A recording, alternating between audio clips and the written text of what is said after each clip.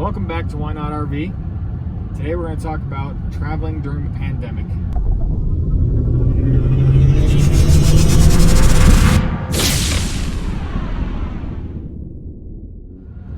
I figured it'd be a good time to shoot this video while I'm driving through the Grand Tetons.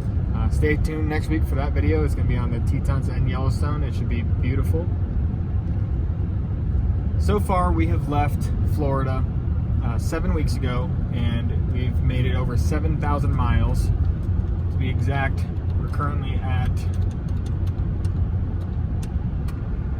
7,356 miles and counting. To be honest, there isn't really much different driving during this pandemic and traveling during this pandemic than otherwise. Normally, when I fill up at a gas station or the truck stops, those pumps are so nasty anyways. I wear gloves all the time no matter what. So during the pandemic, wearing gloves to fuel up there's no difference for me. If that's something different for you, sure, wear your gloves, protect yourselves when you're fueling up.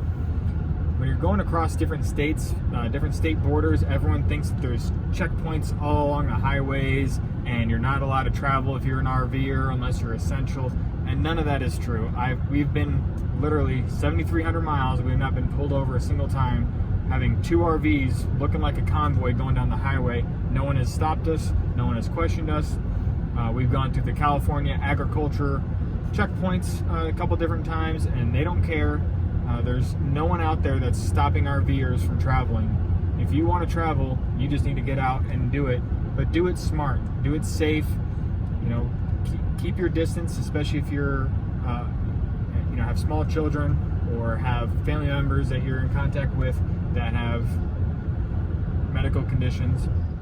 Another thing to keep in mind when you are traveling during a pandemic is the length of time. If you're going out for a week, weekend, 2 weeks, if you can fit enough food in your RV to last you the entire time, do that. Try not to go to the grocery store, try not to go out unless you absolutely positively have to, which is what we did. When we left, we stocked up our RV with so much food and supplies that if we needed to, we could literally last probably 2 or 3 months with eating just what we have on board. Now, yes, we've gone grocery shopping in a couple different states. I could probably count on one hand how many times we've actually grocery shopped though. When we do go grocery shopping, we have a list, we go in, we avoid large gatherings of people, we get our stuff, we check out, we get out, we hand sanitize, we get back to the RV, and everything's fine. There's not been any issues with that. There have been, however, some stores in some areas that require you to have a mask on. If that is the case, make sure you have a mask or something that you can make a mask out of. Another thing to keep in mind when you're traveling across different states is the different states' quarantine procedures and what they require of you. So, for example, in the state of Montana, they still have a 14-day mandatory quarantine for travelers. It's not like there's anyone coming to your RV to check on you and make sure that you're quarantining yourself for 14 days before you go anywhere else. You just have to be smart about it and not do anything stupid. That quarantine also only applies to the first 14 days you're in the state or until you leave. We were only in Montana for 2 or 3 days, I think, and we never left our own rigs and our own situation. And it was very easy to come into the state, enjoy your area, enjoy the beauty of it. We drove around one of the national forests. It was beautiful, and left on down into Idaho. And there's not any problem with that. Some people think, oh, if I enter a state, I have to stay there for 14 days. If you have any questions about our travels or what we've been doing, please feel free to shoot me a message on Facebook. And please, if you've been traveling too, share your travels. Share down in the comments. Let me know what's been going on for you in the different states. We've gone through, I think, 16 different states so far, and again, have not come across any real issues yet.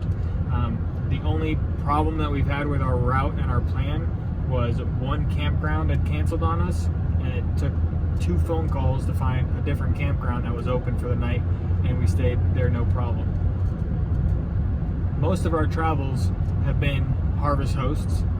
So we've been completely isolated. We don't interact with the host. They might come out and tell us where to park. That's about it. Anytime we've been staying at a campground, usually it's door pickup, or they tape on the window, a little check-in sheet. Very, very, very minimal contact with other people. So it's been extremely safe, and we've not had any problems at all. If you're not sure what Harvest Host is, I made a video just a few weeks ago about that. I will put a link to that in the description below, so go ahead and check that out.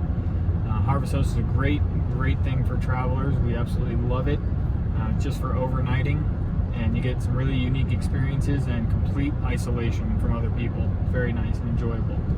If you haven't already, go ahead and grab that subscribe button. Give me a like on this video, and we'll see you next week. Thanks for watching.